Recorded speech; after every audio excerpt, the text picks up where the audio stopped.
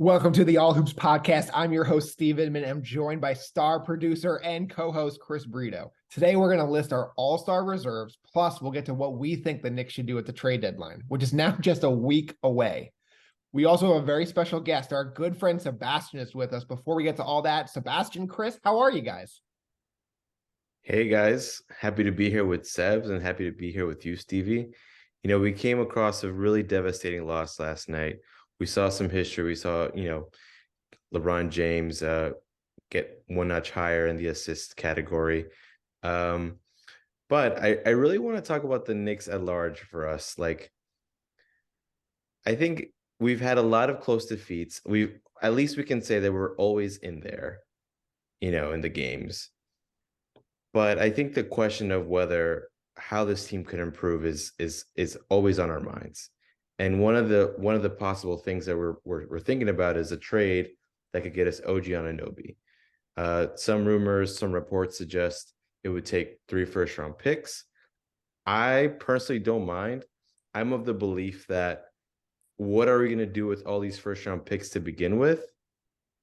And I'm sort of the belief that might as well get a quality young player like OG to be on the roster who fits a need.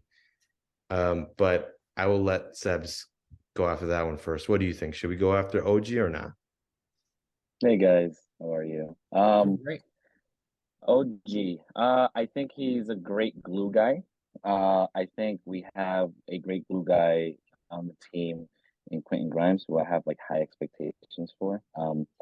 I believe, I mean, not to deviate, but because I think very highly of Grimes on the Knicks, I am very intrigued of the pairing between him and OG, especially of how the whole game plan can work with them. I mean, at the end of the day, the Knicks are a left-handed heavy driving team with just 2 3-and-D shooters. So the more we could space out the floor for those stars that we have, the better. So as far as what they can do to be better, I've always wondered whether or not they should just go ahead and punt. I've always wondered whether they should accumulate talent with adding cap money onto whatever the cap money is going to be for the summer. So then the next superstar might come out in 2024, 2025, and that's possibly when those first round picks could easily be more useful in the whole ammo of picks that they have. But yeah, no, I think OG would be kind of on the right direction, especially if it's not the premium picks that we think Toronto would be asking. And also on a personal note, I'm really starting to hate Toronto. So anything that we can do to make their team worse, I'm totally game for. Yes, Seb, I agree with you there. I think they should not go after OG Anunoby. I think there's a million reasons not to. For one, Toronto is just much smarter than the Knicks are. We can debate that all day, but they would eat us up for lunch for a trade. You also remember that all these contenders need a guy like OG Anunoby, and there's very few sellers on the market. Toronto's really the only team willing to wave the white flag right now. And why are they trading OG Anunoby? They're trading him for 2 reasons. One, because he's about to go get a giant contract in a year and a half for $40+ million a year.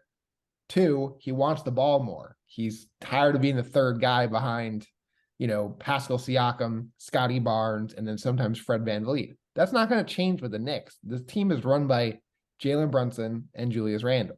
So I just don't like the fit, and the idea of Tom Thibodeau being the guy to make these pieces work offensively. I just don't see that happening, and I would rather save those picks, as you said, Sebs, for the next guy to become available in 2024, 2025.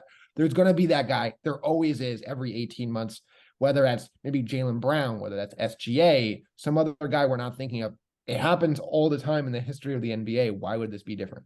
So I don't disagree with the idea of waiting for a guy or a piece like whomever you just mentioned. But my point is, you can still use OG potentially in those discussions as well. Like it's not like, okay, just so you get OG, it means that you can't leverage that into something else necessarily. My thing is that like I don't want to be waiting on these first round picks and trust the Knicks brass to make a decision on draft night where it either is a shedding of a contract like we saw in the last year's draft, only to say that we're collecting all these picks. We're collecting all these picks for what? It could be for the next guy, but that next guy could never come. And like I would almost rather build my team slowly and in pieces. But that's what we're trying to tell you to do. Like we're trying to do it slowly. We're trying not to make that big move for a guy who's not going to. I meant slowly. I didn't mean like at centipede pace that you guys are Glacier speed. I mean, look, I like Quentin Grimes. Quentin Grimes has been the glue. You bring in OG Anunoby, that's taking Grimes' spot if he's not in that trade out of here. And I don't know. I don't know about that necessarily. I think that you can always use a guy like OG Anunoby and a Grimes. I just don't think they have enough basketballs to go around for all those guys. I think it's going to be tough to do that. And that's why I would rather go after more of a defensive guy who doesn't really need the ball as much, like a guy like Saddiq Bey. He's, kind of not falling out of favor in Detroit, but he's not having a very good year shooting the ball. Remember, we've seen what he can do. He's a great defensive player. He had that 50-point game last year. And similar to OG, he's probably on the block. The Knicks are reportedly talked to about him because he's up for a contract soon. And they don't know what to do with him. Just like we don't know what to do with our guy, Obi Toppin.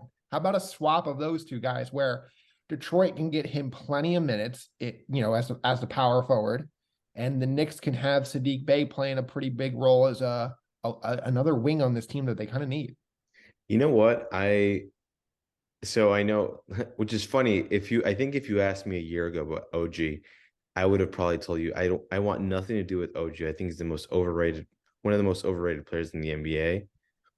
But now, obviously, like I'm speaking very highly of him. But if I had the choice and I could give much less for Saddiq Bey, I would pick Saddiq Bey in a heartbeat. I think Saddiq Bey offers a lot what we need, which is also scoring. And I think besides IQ in the second unit, like who else is going to score? At least with Saddiq Bey, you have someone who can actually contribute in that way. Sebs, what do you think? Right, What and other small moves could the Knicks do? Yeah, well, I mean, to go back a little bit, Sadiq Bey also he would be cheaper, but like he also brings that versatility and with the 3 and the 4 position that the Knicks really don't have. I am more intrigued with Sadiq Bey on the team than I am with OG, and you can't ever have enough Villanova products. Um, and then as far as like the picks are concerned, like I've always liked the approach of building slower and through the draft. And anyone who says that Knick fans aren't patient enough to do so, well, we can tell you otherwise. Um, as far as like other moves are concerned, I mean, like for right now, there isn't really much. Like the problem right now is there are so many teams in contention for the playoffs and for the play-in that there's many pundits out there um, alluding to it being a very weak or very slow like trading season or trading deadline rather. And um, I would look. I said this last week to you guys, but I would look like I look for something like a Robert Covington who's not, who used to be a trade deadline darling for like contending teams in the past, but probably give him a good like 10-15 minutes to be that swing man or maybe even be like a spot center like how he used to in on the Rockets and just have like that sort of kind of defensive presence there. Maybe he's not the player that he used to be, but I mean that's kind of like something I would look at. I'd also look at something in terms of like maybe take a look at someone like Miles Leonard, who's a free agent, like a big man who can shoot the ball. I mean, like I like what we have in Hartenstein, but the Knicks are using him so awful. Like he's a hell of a talent, but they're not using him right. So I would prefer for him to go to, a team like the Spurs that are all about like moving the ball and cutting into the basket and that style of system as opposed to like an ISO heavy offense like the Knicks have. Um, but their two biggest needs right now is specifically on the bench is a swingman forward and a swingman guard, someone that could play the 2 and 3, and someone that could play the 3 and 4. And give people get hurt, so like give that flexibility in order to last that 82 season. I'm not sure if Covington really has much left in the tank at this point. He's been pretty much out of the Clipper rotation for a while, making 12 million this year, 11 million next year. I bet if you went up to them and said, "Hey, well, can we have him?" They would say sure. And so maybe you Yeah. give back Hartenstein, get rid of his contract. As you said, the Knicks have not figured out how to use him. Maybe it's a Derrick Rose swap, put him on a contender who his contract is up a year uh, before Covington. So there's a bunch of different moves they can make there, but it's going to be a really interesting week. I know we're not expecting a ton of moves because, as you said, there are too many teams that are kind of just stuck in the middle. They're not really sure if they're buyers or sellers, but it should still be an interesting week. It always is. I want to talk one more before we move off the Knicks. I want to talk about RJ Barrett, who's coming off a pretty bad game against the Lakers. He got benched for the fourth quarter and OT and then basically left before, reporters could talk to him the other night. Is this a cause for concern? What is our temperature? What is our feeling on RJ Barrett right now? Chris, I'll start with you. So my biggest concern with him is that he's just not playing good defense. I think more so than the offense, because obviously RJ can get to the basket, but I think he lets his offensive woes impact his defensive woes and his effort. And I think that's probably the biggest problem with RJ. There were multiple times in last night's game uh, against the Lakers that I felt that RJ just didn't show. He had a lot of lapses, and I think it's part of a bigger trend with him where he's just not as engaged and not playing to the point that we're kind of expecting him to be. I mean, with Sebs made this point in our texts, chat, that IQ has taken a clear step ahead, but that's mostly because of his defense. Like you see it on his defense. He's just so his defensive awareness is off the charts right now. But with RJ, I don't get the same sense. I feel like he's making the same sort of like mistakes that he's making in years past, and I think that's the most disappointing part. I know the offense will come. I think that always comes within the flow of the game. That being said, though, I don't think it's a bigger issue. I think that is a trend that I'm seeing, but I think the bigger issue I have is that Tibbs continues to have this like blind faith in Julius Randle. And I think last night was a game that it cost us. But I think if, Randle was shooting at one point like 3 of 16 or 4 of 16 from the field. I forget what the final number was. But I think at that point, you sort of like explore having another player, be a contributor on offense too. I was so disappointed to see Randle being the last person to take the shot. I don't know what the play was there, but that was that's an aspect Well, that is frustrating. Oh, go ahead, Sebs. well, I could tell you what the play was there. The problem was Randall didn't go up for the layup or for the dunk, even though he had the space for it. Like I don't know what the heck he saw on that play. Like it's hard to pass off a double, especially when the double's coming from someone like LeBron James or Anthony Davis. But I mean that happens. That's basketball. It is what it is. Um, RJ Barrett, like man, I've said this since last year. He's a player that I'm extremely frustrated with year by year that I see him. Like I always have these high expectations for him coming through, in the beginning of the season, and then he'll have the beginning where he'll do great, and then he'll have a slump all the way up until March, and then he goes on a tear the last month of the season, and then we're all left to wonder in the summer. You know what? Next year could probably be RJ's year. And that just seems to be a common theme every damn year with him. On top of that, like his defense, like you alluded, Chris. Do you guys know his defense stats has been going down every year since his rookie year? And Wow, I didn't to know a that. point last year, people would kind of like point at, well, he was defending the best wing player from every team. So that's why, even though they're scoring 30 on him, at least he's trying, right? Fair. But then you look at this year, and now what the hell are we doing? Grimes, amazing defensive talent. But what are we doing having him defend Jason Tatum? No, at this point, RJ's defense is so bad that they have him covering the second or third best player on every team.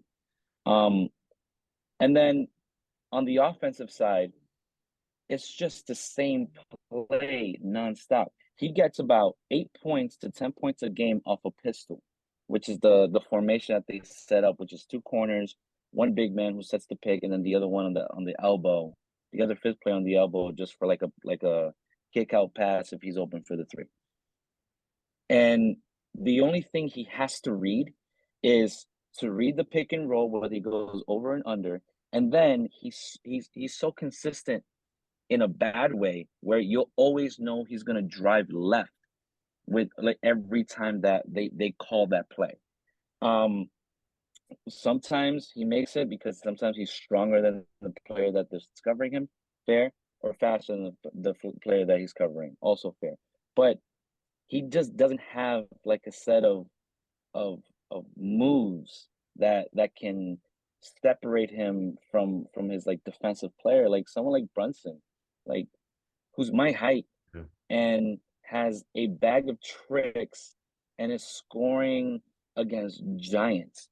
Like, can you imagine RJ with that set of with those that dribble package and all that? Like now we're talking about a possible all-star player. He hasn't showed that in the 4 years that he's been a Knick. And now, you know, I'm always gonna root for my guys and I'm always gonna hope that he shows that. But as of right now, I just don't see it at all. So can I just make a point to what you said that he says this, he does the same thing? I noticed that exact thing that you said during the Nets game, where every time he would drive down, Claxton was right there. He knew exactly where to be. When they were playing the Nets on Saturday, Claxton was always at the right time at every time. I feel like he blocked like 3 of RJ's shots that night, but you're completely spot on with the RJ offense criticism too. What do you think, Steve? Yeah, like his Oh, go ahead. like so let me just make one more point with him. Like he just like I don't know uh, he has this thing where like he wants to become the face of the franchise and be the guy like the Knicks fan who grew up a Knicks fan and just bring the team back to status and be the guy, right? But how can you end up being the guy if you keep on being showed up by Julius Randle, who's an all-star, or you know what I mean? Like it's show me something. Like it's just sorry, it's just very frustrating. He's a very frustrating player to watch. How much is this on RJ and how much is this on the coaching staff? And when you think about it, especially defensively, defense is effort. And for me, Tom Thibodeau is known for his defense, and this has not been a good defensive team in 2 years. You look at them right now; they're averaging 112 points per game allowed. That's eighth in the East. They're a middle of the pack offense. They're a middle of the pack defense. They, as you said, they run the same pistols. They run the same lines. How much is that on RJ as a 22-year-old to improve his game, and how much of it is on a coaching staff to get him to improve his game? I think. I think Oh, go it's ahead. more. Yeah, no, I think it's more so um, a little bit of both. Like the reason why they keep on running pistol is because he hasn't shown that he's able to run anything else. So it's the coaching staff running the same plays because RJ can't do, and well, I guess a player in general. I don't want to just pick on RJ, but a player in general can't do anything else other than what he's good at, so to speak. And this is why I think it's so important to bring in a player development coach in here, somebody who can really work with him and get him more comfortable in different spots and different, avenues. Because one thing about Thibodeau, the good things, the bad things, he's consistent. He doesn't really change his game plan. We've blown a lot of leads because other coaches just adjusted, and he doesn't adjust in game. And it's hard for me to say, even if Barrett's a hard worker, it's hard for me to say, well, he's got to do this, this, and this when he doesn't really have the infrastructure around him to kind of give him those tools to do those things. And obviously, there have been guys with great coaching, bad coaching, doesn't matter. They'll find a way to make it work, but those are superstars. And RJ is not that. He's a step below that. He's averaging 20 a game. He's, believe it or not, more efficient than he's ever been in his career at 43%. He's still 22. I give him credit. I believe he will turn into a good player, but obviously I think the frustration is really less with him, and it's more with a coaching staff that is not adjusted to anything, and a front office that, let's face it, they should have traded him with Grimes and these picks for Donovan Mitchell. And that's probably why we're frustrated right now. We had the ticket in front of us to go get that superstar player that we wanted RJ to become, and now we're kind of taking that frustration out on him. So here's my one question. Was that like the final offer, or was that never an offer, or was that a supposed offer that Utah would say yes to? From what I understand, it was 3 first-round picks. One of RJ and Grimes was the Knicks offer. And instead of Utah countering with, we want both those guys, they basically just stopped answering the Knicks and took the Utah deal. So there are two thoughts. One is that Utah was never going to do the deal with the Knicks. They thought the Knicks were tampering to get Mitchell out of there in the first place. And the other is, if the Knicks offered that right away, they would have seen that as a much better deal than the deal they got, and they would have taken it. We don't know. Maybe they believed Lauri Markkanen was going to be a superstar, all-star, which he's become, and they would have been very happy with the deal they took. But see, that's a lot. That's a lot of speculation, though. So it's all speculation. We don't know. Right. The one thing I'll say, we do know that RJ was going to be in that deal. For sure. That's what we do know. The one thing I'll say with RJ to close this point before we get to talk about the All-Star stuff is that let's not forget that he's 22. And I think that, like, obviously we can get lost in the fact that, like, and I was ripping him, Sebastian was ripping him. You rip everyone, Steve. Not RJ. He could still improve. Like I think you probably hit the nail on the head, Steve. It might be the infrastructure, because it's maybe not a coincidence that, like, Mitchell hasn't added anything offensively, and the guys who were already were great offensively before they got to the Knicks. And it's also not a coincidence that most of our offense comes off ISOs. Yeah, which to me is just lazy. Like to me, no, but like in reality, it means there's no system. That's the system. Pass it to Julius Randle and Brunson, and let's hope for the best. We've had 4 years. It usually works, though, to be fair. We've had 4 years of Mitchell Robinson tape in the summer of him hitting 10 threes in a row, him hitting jump shots, all these different things. Does that mean I don't want to be fair, I don't want Mitchell doing anything different than what he's doing. The point of what I'm saying is, I've never seen him even attempt something like that in the game. And I don't think that's his choice. Just like I don't think RJ kind of doing the same thing is 100% his decision. So that is what it is. We're obviously all rooting for RJ and Thibodeau and all these guys to kind of get it together and win some games here. Last thing before we move off the Knicks, does anybody have anything to say about this James Dolan fiasco that's going on, the facial recognition? Just keep in mind, we do still want to go to Knick games. My whole thing is that it just I'm okay. My whole thing is that it comes across as very petty.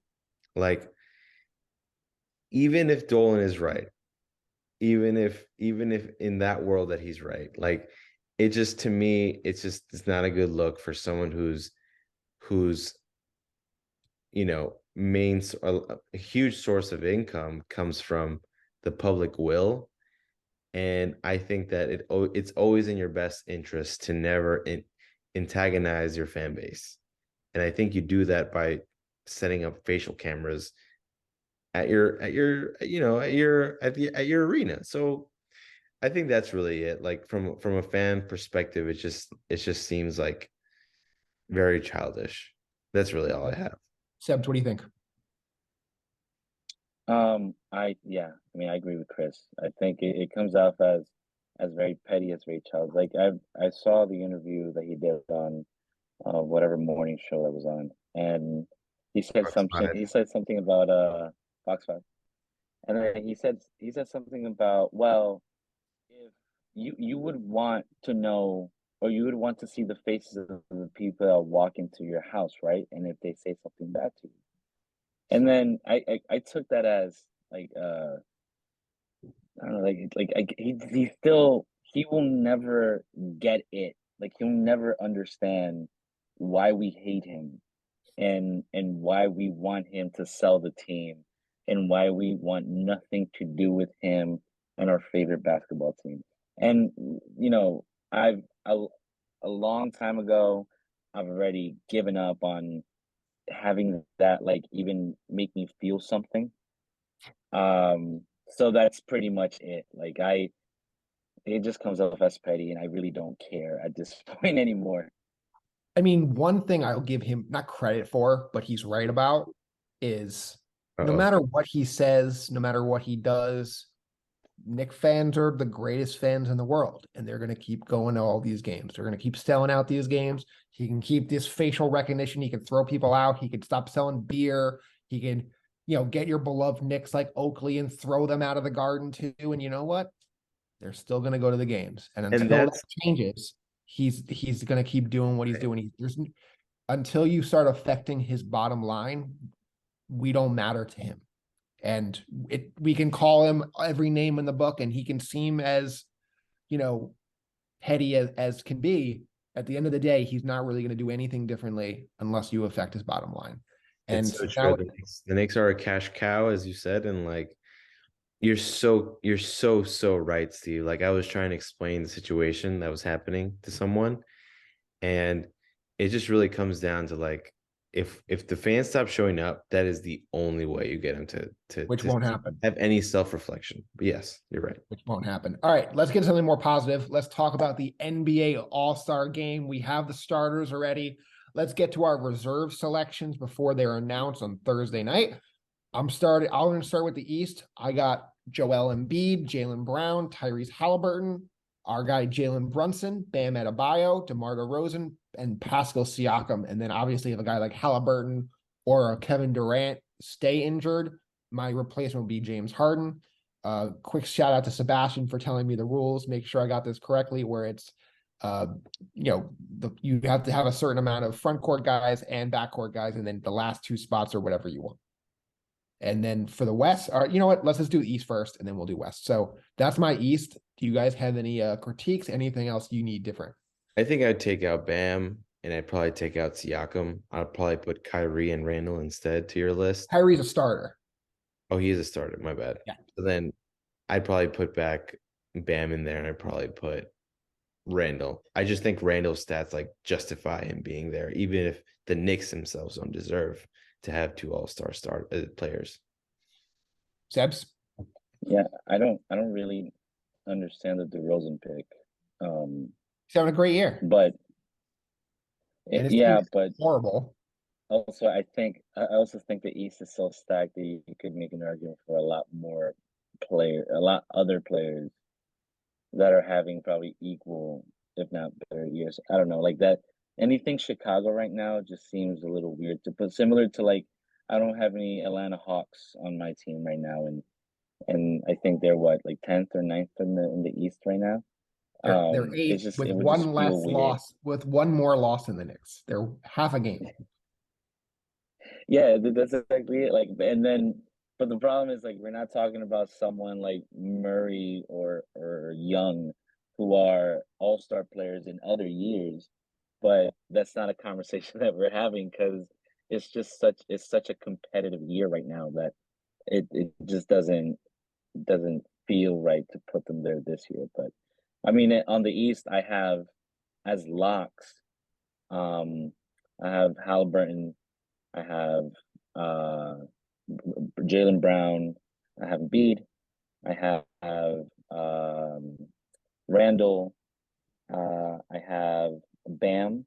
And I think the Heat and the Knicks are victims of, again, the competitive East, because they both have two players on their teams that should deserve to go to the All-Star game, but unfortunately only one can make it due to like the rules. But I have Bam, um, which means I have one more player left, Yes. I think. Yeah, you have one more player left. Yeah, and I mean I would probably put Harden.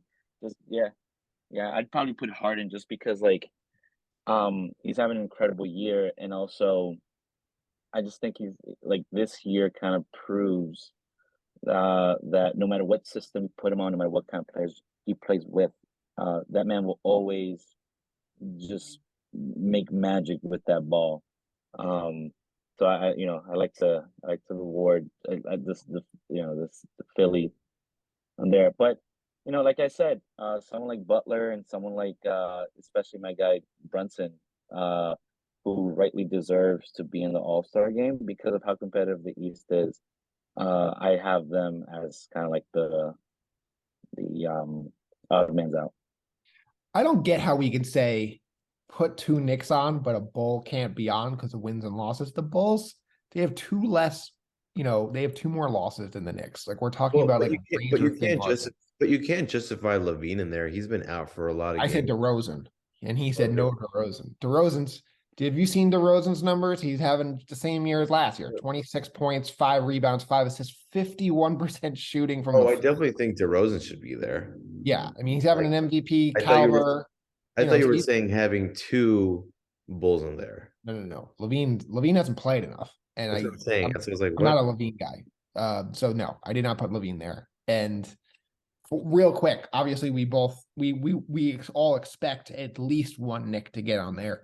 Who would you guess is more likely to be on that roster, Brunson or Randall? Randall. I just think Brunson has a very positive campaign behind him, like public campaign. Like if you notice all the TNT got like the last two national games, the way they speak about Brunson, like it's very high. And then this, with the exception being the Celtics game where like Randall went off, I just think that these national games really guides the conversation into who they pick. And so that's, I think it's gonna be Brunson. Like it's not a bad choice either. Like, I mean, you could argue either one though. Randall has been like very consistent. He's played every game. I Like, also can see both these guys getting on as injury replacements. Who knows if Halliburton's going to be back in the next 2 weeks? That Pacer team, yes, it's great for the fans to have this really good player playing, but it's not really good for their lottery odds. And the same thing with Kevin Durant, where the Nets are kind of steadying the ship. They're kind of going 500. They don't really need Kevin Durant to come back before he's 100% healthy. So I think those two guys could be, replaced by, a Harden or a Julius Randle or whoever it is. All right, let's get to our Western Conference reserves. I'll start with Sabonis, Well, Fox. well, That's wait, right. Go ahead. Chris, did you mention your Eastern I did. I reserves? basically had the same as Steve with the exception of Randall. I, Siakam, I Ah, put Randall in there. got you. Okay. Yeah, Like, I probably missed that. My bad. All right. yeah, So we talked about like it's hard to put two guys from the same team on our East teams. I'm not doing that with the West. I'm starting with Sabonis and Fox. The Kings are back, people. They are back. They're making the playoffs. It's an The amazing story. team. It's pretty cool to see. John Morant, Damian Lillard, SGA, Laurie Marketing, and Aaron Gordon. And if anybody gets hurt, Anthony Edwards would be my replacement. Sebs, let's start with you there. Where are you going with your West?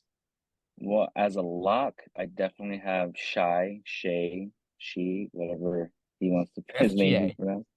that's- SGA. Definitely Dame Dollar.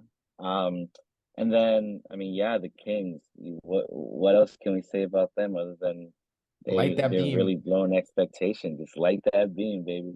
Uh, it's a bonus for sure. Marketing, who is, I mean, he's like the surprise of I mean, he's always been a talented player. And yeah, so he's rightly deserved to go there. Um, who else? Who else? I know I'm missing someone important. I just don't know who it is. Yeah, I mean, for now, I think the locks for me would be SGA, Sabonis, and it's very interesting that you mentioned Anthony Edwards. I mean, I understand the the season that he's having, but does the team record reflect that as well? I Yeah, I think, mean, yeah, they're a game over. They're 27 and 26. It's like they're literally half a game difference from the Knicks. Oh, I view it like with okay. wins and losses, unless you're just a completely rat team that's like 12 and 38. Unless you're the Rockets or the Pistons right now, you deserve to have a chance at an all-star. So like if you're a 500 team, you're a little bit over, a little bit under, to me, you deserve it. Especially when these rosters are announced 10 days, 2 weeks before the All-Star game. What if they go on a run? Then what if they win 5 in a row? And all of a sudden they're the third, 3 seed, and we're talking about them as a team we didn't consider for an all-star. Like things can change pretty quick, That's especially this fair. year with the jumbled up standing. So as long as you're not just like a completely empty stats guy on Orlando or Detroit, I gotta consider you. That's fair. I mean, and that's also the reason why. I mean, the reason why I brought up the wins and records thing because I also have Aaron Gordon making the All Star team. Just because, like, you know, I always Yeah. remember back when the Atlanta Hawks had like four Yeah. starters, or sorry, not starters, like four players off of their team become, you know, go to the All-Star game because they had the best record in the NBA. Like the So Timberwolves have a better just for that record than the alone, and because Blazers, also the and year, we all are putting Damian Lillard on our teams. So it's right, it's a fine line there. you know, I know. which it's a, yeah, you're right, but also it's also argument that people have with Curry. I mean, like I know this is kind of like going off topic a little bit, but you know, Curry to me, he didn't. I don't think he deserved to be an All Star, but I think he you know, should have been a starter. starter. I You agree know, with and that. so people like you know Damian Lillard, who is probably gonna go in history as the best point guard in Trailblazers history, maybe even like top 10 point guard in the NBA when it's all said and done. Um, you know, it's his what do you call it? It's his history in the NBA that like allows him to like make him an automatic regardless of record. You know, so that's essentially why I put him there. And also he's having an awesome season like he always does. But yeah, no, my last one would be Aaron Gordon just because like I like the idea of rewarding a player who's having a heck of a year and also contributing in the win loss record. You know, so that's where I'm at. All right, Chris, let's hear your Western Conference reserves. I mean, to be frank with you, like the West is a little more tough because I don't think the numbers are sort of there for a lot of the guys that you'd normally expect. Um, I like a lot of the guys that you guys both mentioned, which already are what Sabonis, Fox, Morant, Lillard, SGA, Markkinen. Um, I kind of I'm of the belief that Booker should be a guy. I know he missed a lot of January. I should know because I had him in fantasy basketball, and as you know too, Steve. Um, I would either I'm not completely sold on Aaron Gordon. He's obviously a good player to be there if those other guys can't make it. Um, I feel like Paul George has also put good enough stats for that number too. He's averaging 20 points per game. He's been healthy for the majority of the games this season. He's what we always wanted out of Kawhi, except he actually shows up for games. Um, I think those are my main thoughts and like who the West should make all stars. Before we move to final thoughts, how do you guys feel about guys who miss a lot of time? Like, is this a game where Devin Booker's a superstar? We want a superstar in this game, or is it, hey, he's only played in half his team's games. He only played in 29 games of their 54. So that's like what, 55% of their games. Is there a number where you say that's just not enough games to earn an all-star bid? I think you need to play at least like 4/5 of the games in the first half of the That's season. not Booker then. I know, but unfortunately, there's no cutoff number. I mean, for example, Anthony Edwards has played 25 more games this year than Booker. That's a wow. lot of games. I know, but like I feel like, but I also like Booker when he was playing, the Suns were playing much better, and like I feel like that gets discounted. Anthony Edwards has played all the games, and look where Minnie is. Yeah. So No, well said. All right, Yeah, I guys. mean, Go I, ahead. oh, I mean, to touch on like load management and all that stuff, like I think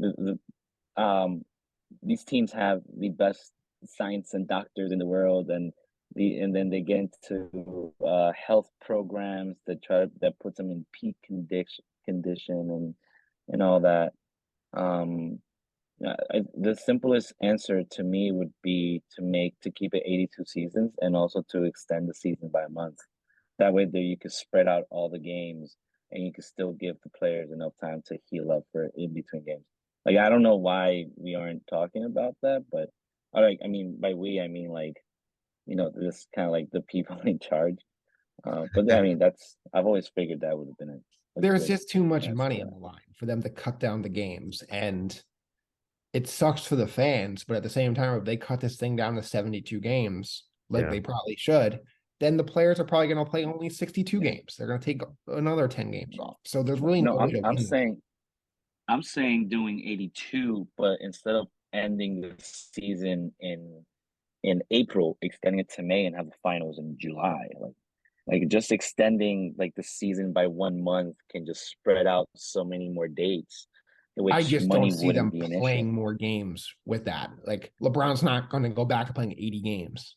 It's just not going to happen. And it sucks, but it is what it is. And I think what they need to do is for these top guys, they need to incentivize with all NBA, rookie of the year, MVP. You have to play in 80% of your team's games, as Chris said. Like that should be the law.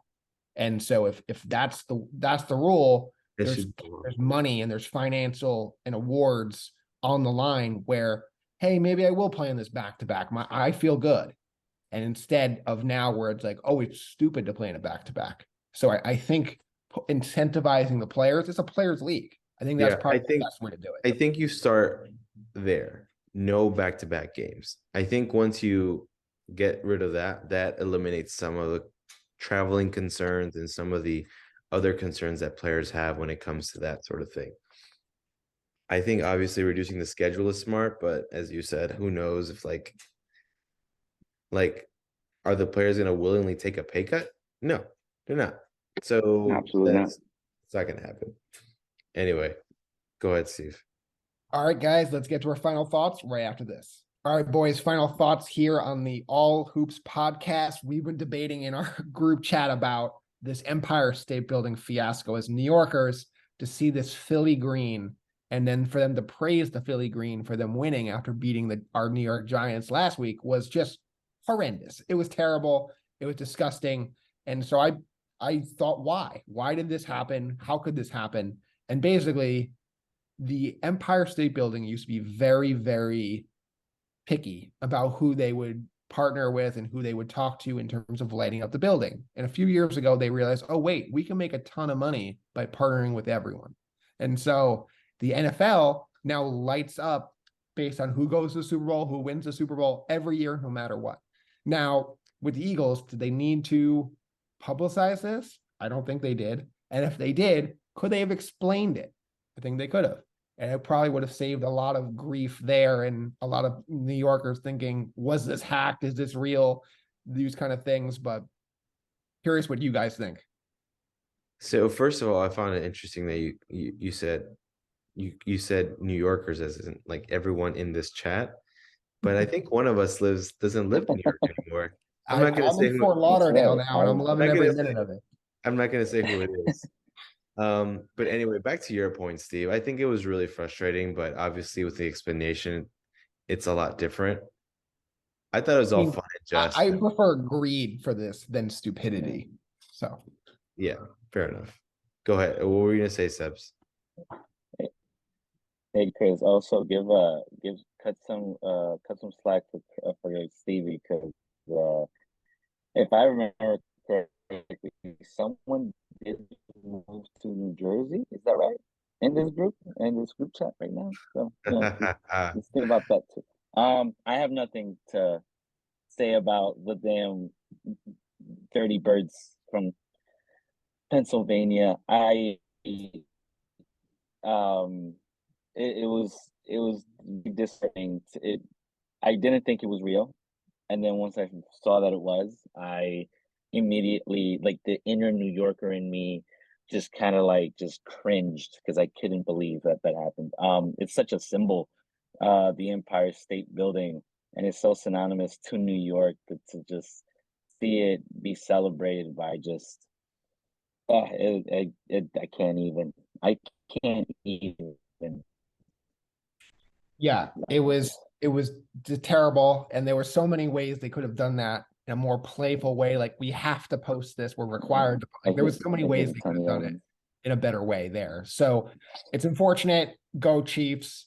And our last thing here, LeBron James with 89 points away from passing Kareem for the all-time scoring list. I don't think this is a record that'll ever be broken ever again because of the way load management is, because I think he's going to play at least another 2 years and get up to around 42,000 points. And I'm going to go try to see if I can catch this game next week. I'm going to the game Tuesday against the Oklahoma City Thunder. So as long as he averages 30 a game like he has been, he's going to hit it then. And so very excited for that. Hopefully we can do a show from LA next week when we talk about LeBron being the all-time scoring leader. We can talk about big trades that the Knicks did or didn't make. So Yeah, can go ahead. I just wanted to make a quick point. I was talking with a colleague of mine earlier today, and I think there is a high possibility of that record being broken. I think, you know why? Because a lot of Right. players today are shooting so many threes. You would just need to take like whatever the next phenom is within the next 20 or so years, whoever shoots a lots of threes, that is the best chance for that person to like pass LeBron. But even a guy who averaged like 30 a game for a decade is still going to be way short because of load management, because these guys are all playing 65 games a year. That's So why when I'm saying changes again. that's why I'm saying it should be a shooter. A shooter won't have the same like sort of um let's just say like load management sort of like think about when the last time someone who's like a shooter like Clay, or someone who like depends on shots for his buckets, like really takes a lot of time off for load management. The only people that come to mind, Steph like, Curry takes off all the time. They all do. It's just the way the NBA is now, and that might change. well, to He be might go fair, back Curry to had a lot of knee troubles earlier in his career, so that ankle. could be catching up. Ankles, yes, ankle troubles.